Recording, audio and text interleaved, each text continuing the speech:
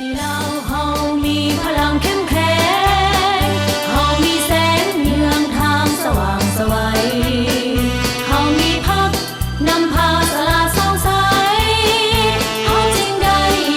มีวันนี้สัตย์ที่เราเฮามีพลังล้นเหลือเฮาอยู่เหนือความล้าหลังทางปัญญาเฮาเรียนรู้สู่เอาทุกวิชาพัฒนาความเสมอภาคหญิงชายติดพันกับการพัฒนาประเทศชาติสบายดีท่านผู้ชมที่เคารพในฮักแพงทุกท่านขอต้อนรับประธานเข้าสู่รายการมีหญิงลาวท่านผู้ชมมาพบกันในมื้อนี้พวกเราก็ยังอยู่ในท่ามกลางบรรยากาศที่ทั่วภาคทั่วรัฐทั่วกำลังประกอบอาวุธและทั่วปวงชนลาวทั้งชาติสมเสยผลสำเร็จกองประชุมใหญ่ครั้งที่12ของภาคประชาชนปฏิวัติลาวอย่างมีเนื้อในความหมายและเป็นขบวนกว้างขวางไปพร้อมกับสหพันธ์หญิงลาวทุกขั้นพร้อมจะตั้งผันขยายมติกองประชุมใหญ่ผู้แทนหญิงลาวทั่วประเทศครั้งที่9ด้วยการหั่นเป็นแผนงานโครงการละเอียดให้เหมาะสมแทนเหมาะกับของเขตตนไปพร้อมกับการจัดตั้งปฏิบัติวาระแห่งชาติที่อยู่ในของเขตความรับผิดชอบของสหพันธ์หญิงลาวให้สำเร็จผลตามคาดหมายที่วางไว้ท่านผู้ชมการเลือกตั้งสมาชิกสภาแห่งชาติสุดที่10และสภาประชาชนคันแขวงสุดที่5ในครั้งนี้ได้วางคาดหมายให้มีเพศหญิงออกสมัครรับเลือกตั้งเป็นสมาชิกสภาแห่งชาติและสมาชิกสภาประชาชนคันแขวงอย่างน้อย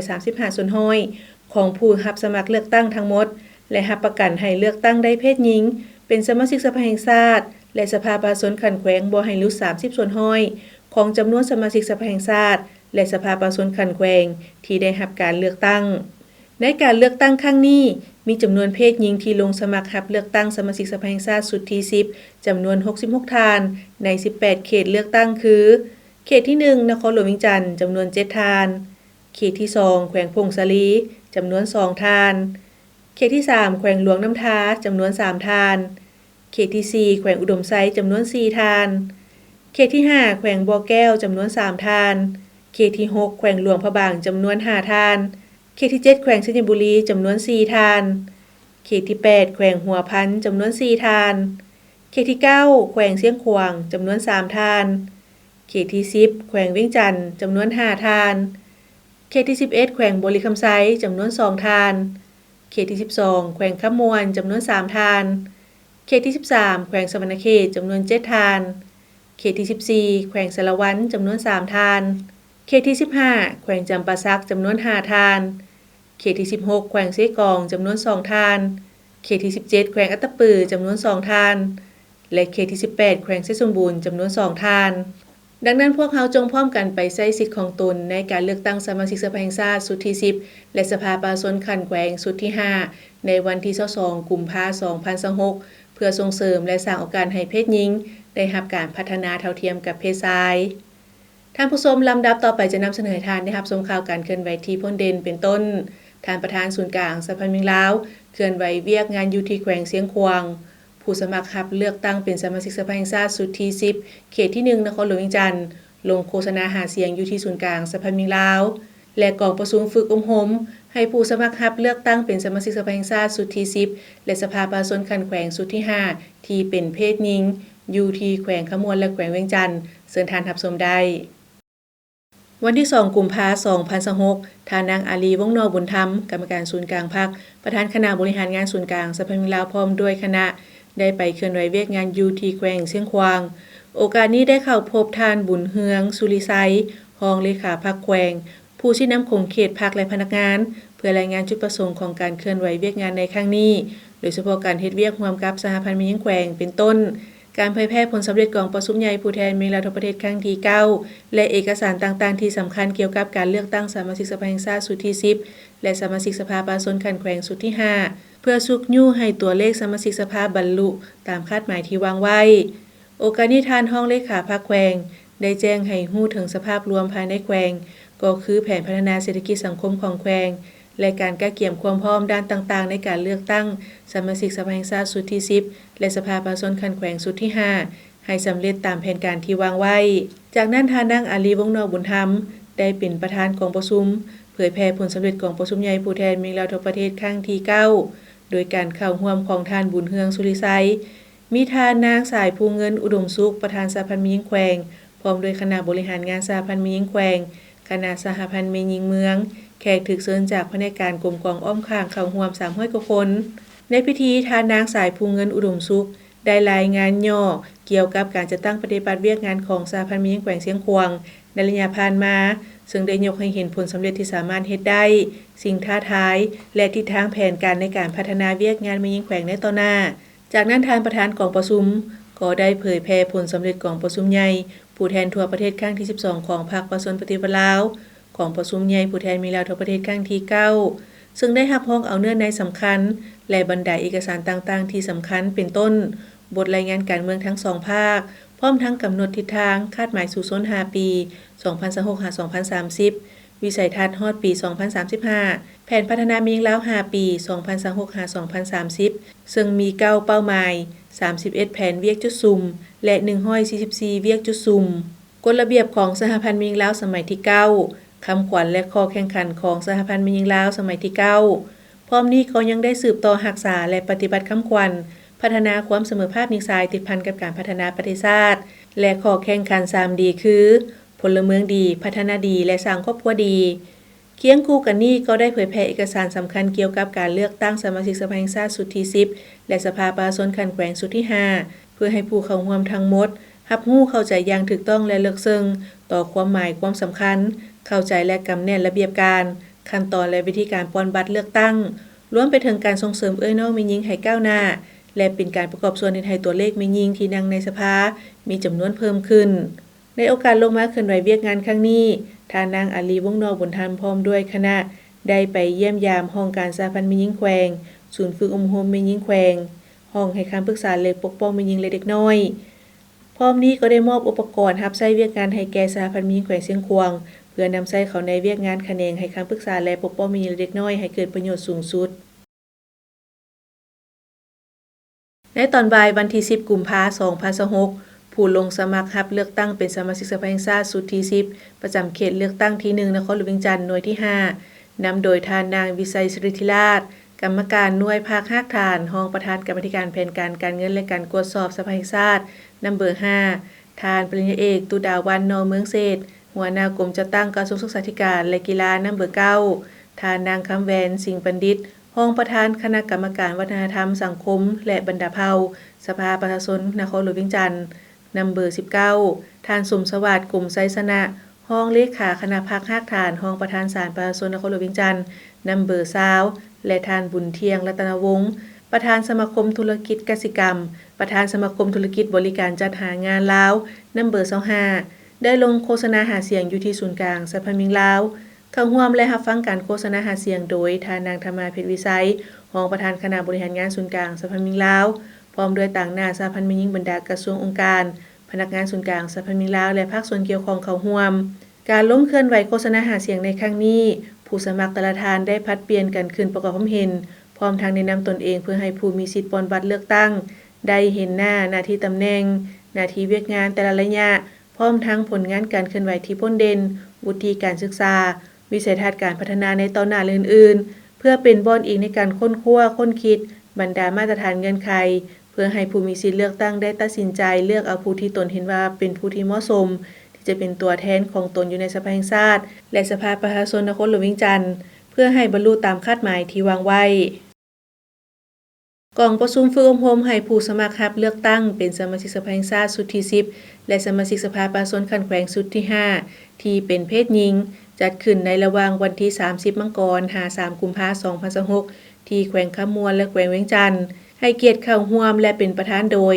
ท่านปริญญาเอกนางสุนทรสัญญจักรเลขาธิการศูนย์กลางภาครองประธานสภาแห่งชาติผู้ประจำการคณะกรรมการเลือกตั้งระดับชาติท่านนางทุมมาลีวงศ์พจันทร์กรรมการศูนย์กลางภาคคณะประจำสภาแห่งชาติประธานคณะสมาชิกสภาแห่งชาติเพศหญิงพร้อมด้วยวิทยากรผู้สมัครรับเลือกตั้งเพศหญิงที่มาจาก18แขวงและพนักงานเกี่ยวข้องเข้าร่วมกองประชุมฝึกอบรมในครั้งนี้มีความหมายความสำคัญเป็นอย่างยิ่งในชีวิตการเมืองของเพศหญิงที่ลงรับสมัครเลือกตั้งเป็นสมาชิกสภาแห่งชาติและสมาชิกสภาประชาชนคันแขวงและเป็นโอกาสที่ผู้สมัครรับเลือกตั้งจาก18แขวงจะได้เพิ่มความรู้ความเข้าใจอย่างลึกซึ้งเกี่ยวกับที่ตั้งภาระบทบาทสิทธิและหน้าที่ของสภาแห่งชาติและสภาประชาชนคันแขวงก็คือของสมาชิกสภาแต่ละคัน เนื้อในคำแนะนำของคณะกรรมการระดับชาติเกี่ยวกับการเตรียมความพร้อมสำหรับการลงโฆษณาหาเสียงการพบปะประชาชนผู้มีสิทธิ์เลือกตั้งทักษะการเว้าภาษากายมารยาทการนุ่งถือทักษะการให้สัมภาษณ์ต่อสื่อมวลชนอื่นๆที่เป็นความรู้อันเป็นพื้นฐานจำเป็นที่ผู้สมัครรับเลือกตั้งต้องได้เรียนรู้เพื่อการเตรียมความพร้อมลงสู่สนามการเลือกตั้งพร้อมนี้ผู้เข้าร่วมยังได้ฝึกปฏิบัติตัวจริงเพื่อสร้างความมั่นใจให้แก่ตนเองในการโฆษณาหาเสียงเพื่อให้บรรดาท่านผู้สมัครได้แลกเปลี่ยนบทเรียนประสบการณ์ความคิดความเห็นด้วยกันระหว่างผู้ที่เคยเป็นสมาชิกสภาแห่งชาติและสมาชิกสภาประชาชนขันแขวงมาก่อนกับผู้สมัครรับเลือกตั้งใหม่โอกาสนี้คณะประธานกองประชุมยังได้เรียกร้องมายังผู้เข้าร่วมทุกท่านจงเอาใจใส่ในการค้นคว้าและปฏิบัติตัวจริงเพื่อให้สามารถนำเอาบทเรียนจากกองประชุมฝึกอบรมครั้งนี้ไปมูลใช้เข้าในการลงสมัครรับเลือกตั้งของแต่ละท่านให้เกิดผลประโยชน์สูงสุดแน่ใส่เฮ็ดให้การเป็นตัวแทนของเพศหญิงในเวทีการเมืองเว้ารวมเว้าเฉพาะให้เพศหญิงได้รับการเลือกตั้งเป็นสมาชิกสภาแห่งชาติสุดที่10และสมาชิกสภาประชาชนขันแขวงสุดที่5บรรลุตามคาดหมายที่วางไว้ที่ท่านรับชมผ่านไปแล้วนั่นก็เป็นข่าวการเคลื่อนไหวที่พ้นเด่นของสหพันธ์หญิงลาวท่านผู้ชมจากนี้พักพรกันก่อนแล้วจึงกลับมาพบกันในระยะถัดไป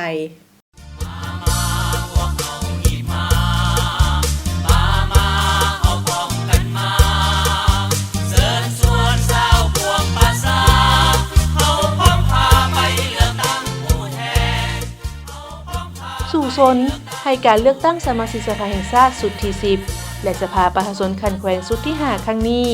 ให้ทันเวลาตามที่กำหนดไว้และรับประกันผลสำเร็จตามระดับคาดหมายคือให้ผู้มีสิทธิ์เลือกตั้งมาปอนบัตรเลือกตั้งให้ครบถ้วน100 ส่วน100ให้ผู้มีสิทธิ์เลือกตั้งผู้ใช้สิทธิ์ในการปอนบัตรเลือกตั้งถูกต้องตามระเบียบการเลือกตั้ง100 ส่วน100รับประกันเวียกงานป้องกันชาติป้องกันความสงบให้มีความสงบและความปลอดภัย100 ส่วน100รับประกันการปอนบัตรเลือกตั้งให้มีความโปร่งใสและสำเร็จทันตามกำหนดเวลา100 ส่วน100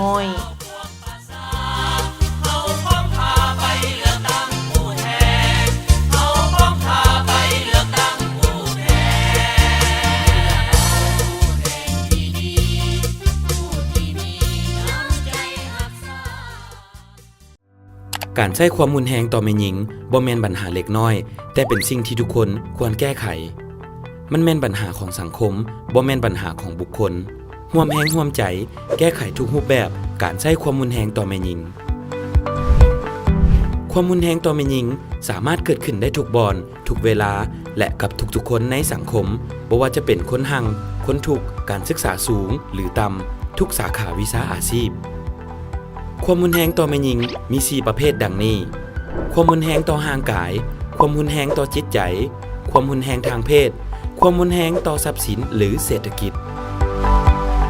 ถ้าท่านพบเห็นภัยที่ต้องการความช่วยเหลือท่านสามารถรายงานต่อบรรดาการจัดตั้งที่เกี่ยวข้องอิงตามมาตรฐานการดำเนินงานการปกป้องและการบริการช่วยเหลือทางด้านสังคมแก่แม่หญิงและเด็กหญิงที่ถูกความรุนแรงในสปป.ลาวการปกป้องและการช่วยเหลืออันจำเป็นแก่ผู้ถูกก่อร้ายประกอบมี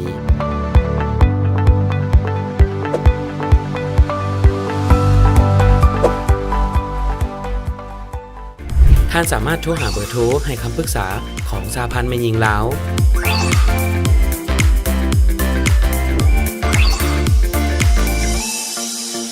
และสายด่วนศูนย์กลางสหพันธ์แม่หญิงลาว1362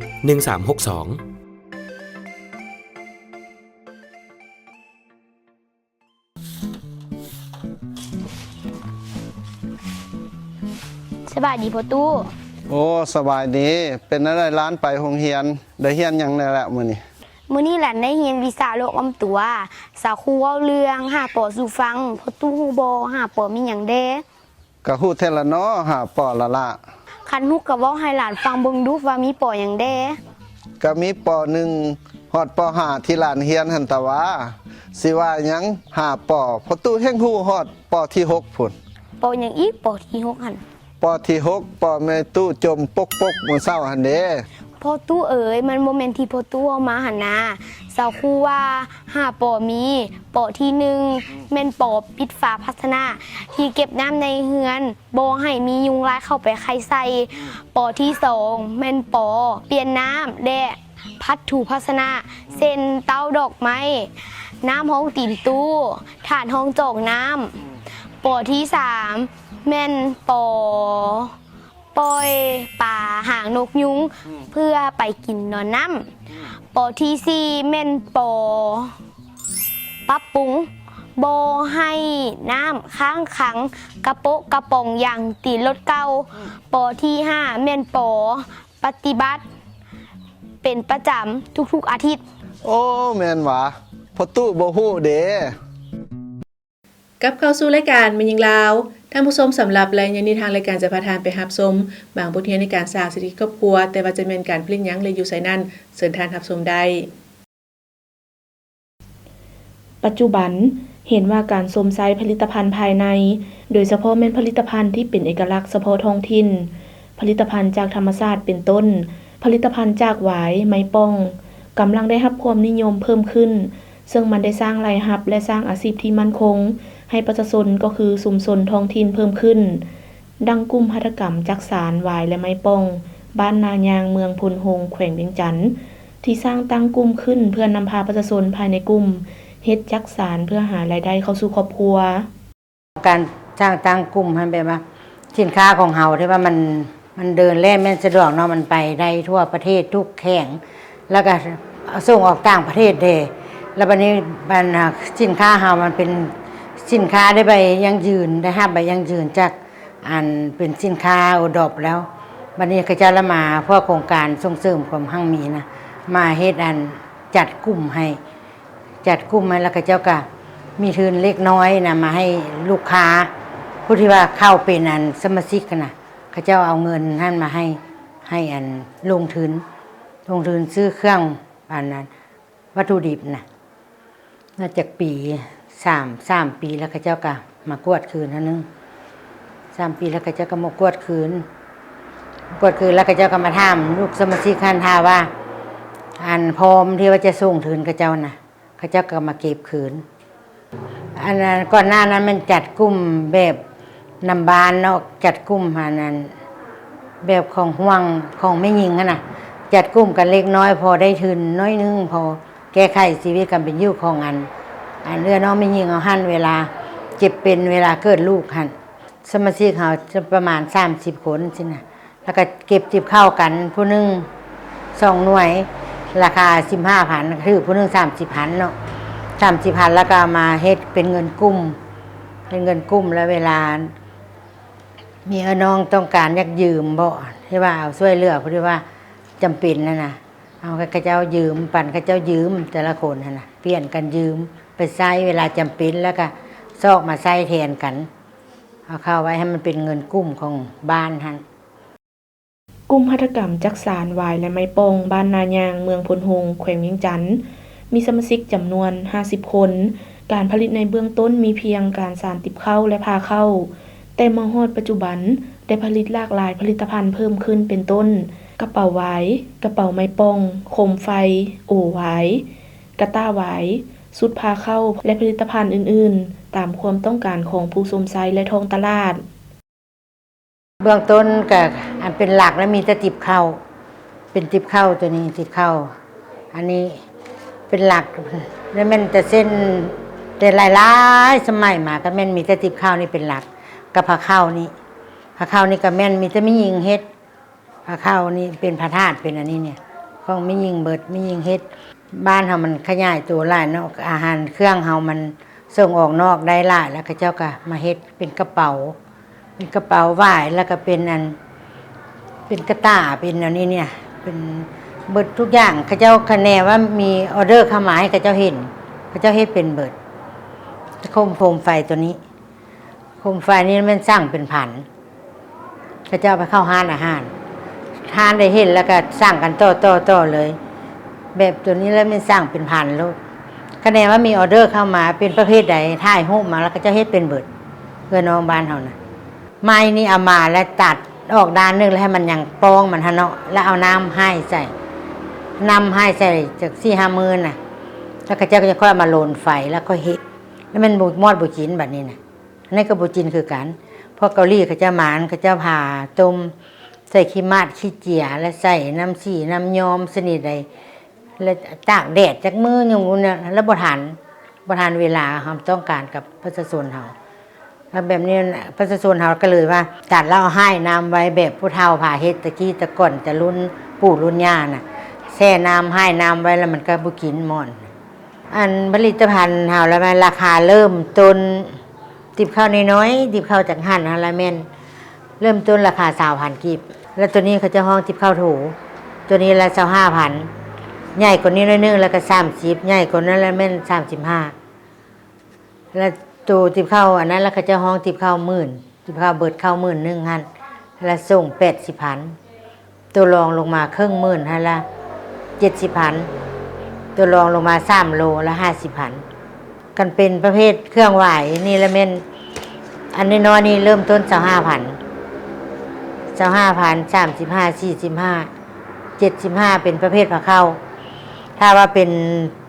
โต๊ะแบบนี้นะโต๊ะมนเป็นแอลธรรมดาสิละมีโต๊ะหน่อยนึงมีตั้ง6หน่วยละ700,000พอสะดวกฮันละแม่นประชาชนเฮา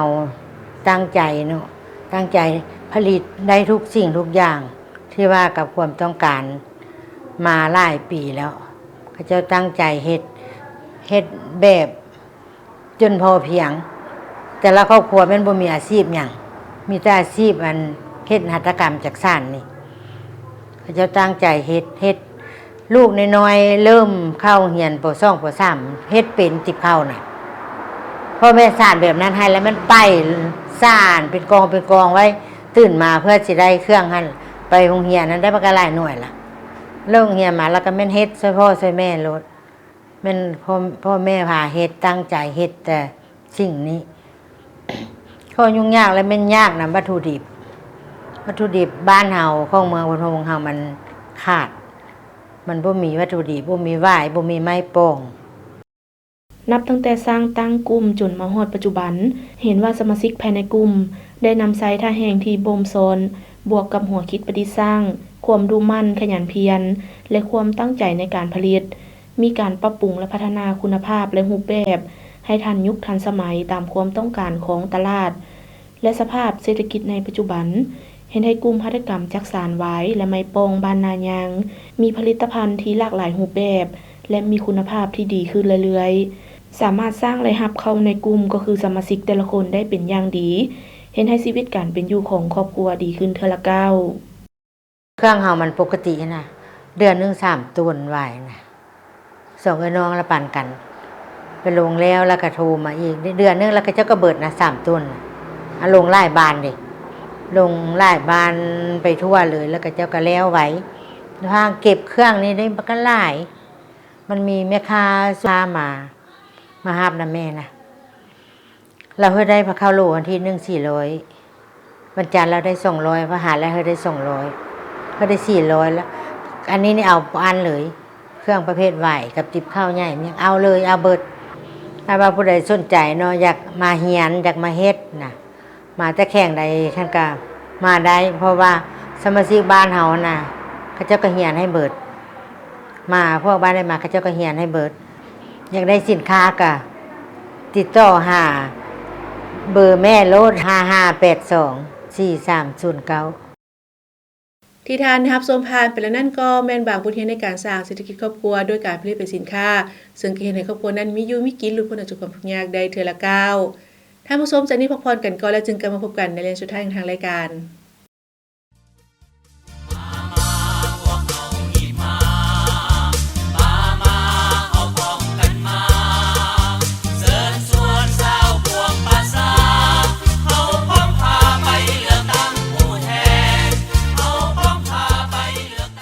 การเลือกตั้งสมาชิกสภาแห่งชาติสุดที่10และสภาประชาชนคันแขวงสุดที่5ให้มีเพศหญิงออกสมัครรับเลือกตั้งเป็นสมาชิกสภาแห่งชาติและสภาประชาชนคันแขวงอย่างน้อย35ส่วนห้อยของผู้รับสมัครเลือกตั้งทั้งหมดและรับประกันให้เลือกตั้งได้เพศหญิงเป็นสมาชิกสภาแห่งชาติและสภาประชาชนคันแขวงบ่ให้หลุด30ส่วนห้อยของจำนวนสมาชิกสภาแห่งชาติและสภาประชาชนคันแขวงที่ได้รับการเลือกตั้ง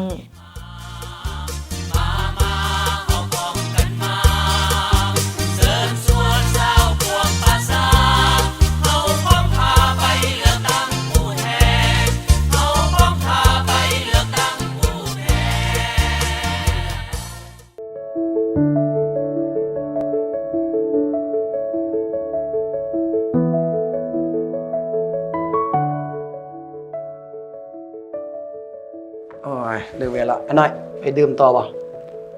ไปนั่งดื่มต่อจักหน่อยบ่ เอาไปซะอีก บนเก่าหั่นล่ะบนเก่าเมื่อวานนี้ล่ะ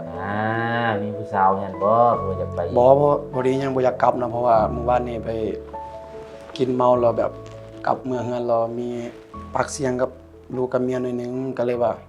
อ่ะ เลยลงไปซุกเพิ่นล้มเพิ่นก็เจ็บหน่อยนึงนั่นแหละก็เลยแบบยังบ่อยากกลับรู้สึกผิดนะยังบ่อยากกลับนะ โอ้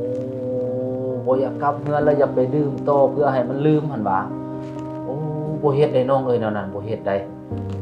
อยากแนะนำน้องแนวนี้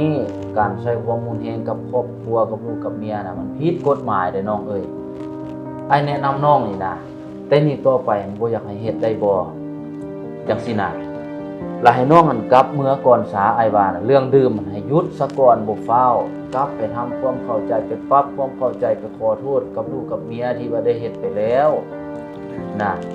กลับไปแล้วไปเว้ากับเราแต่นี่ต่อไปค่อยจะบ่เฮ็ดให้เจ้าเป็นอันนี้อีกเพื่อให้ครอบครัวเฮามีความสุขเจริญรุ่งเรืองให้เป็นครอบครัวที่อบอุ่นที่ว่านำพาครอบครัวกับลูกกับเมียนี่ไปในทางที่ดีแต่ว่าบ่ให้เฮ็ดนะได้บ่อ้ายเว้านี่ได้บ่หยุดก่อนมื้อนี้บ่ดื่ม เด้อเดี๋ยวขอบใจได้นะซั่นเนาะก็เลิกเวลาสิกลับเฮือนเลยซั่นนะ กลับไปซะน้องกลับไปซะ เด้อโอเคขอบใจได้เด้อ โอ้เอากลับ กลับ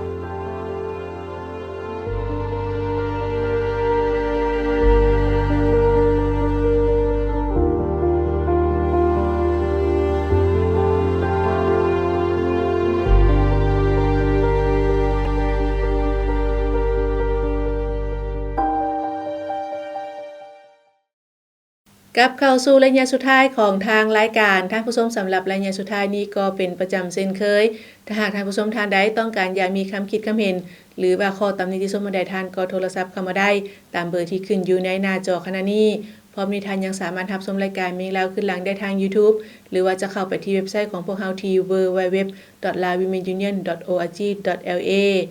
ท่านผู้ชมยาเสพติดเป็นอันตรายต่อสุขภาพและอนาคตของคนหุ่นนุ่มที่เป็นหุ้นสืบทอดในการปกปักรักษาและสร้างสรรค์พัฒนาประเทศชาติดังนั้นพวกเราทุกคนจงร่วมแรงร่วมใจกันต้านและสกัดกั้นปัญหายาเสพติดให้หมดไปจากสังคมลาวท่านผู้ชมมาฮอดนี้เวลาที่ของทางรายการก็หมดลงเพียงเท่านี้ผู้ดำเนินรายการพร้อมด้วยทีมงานรายการมิงลาวและท่านผู้ชมไปก่อนพบกันใหม่ในมื้อหน้าสำหรับวันนี้ขอขอบใจสบายดี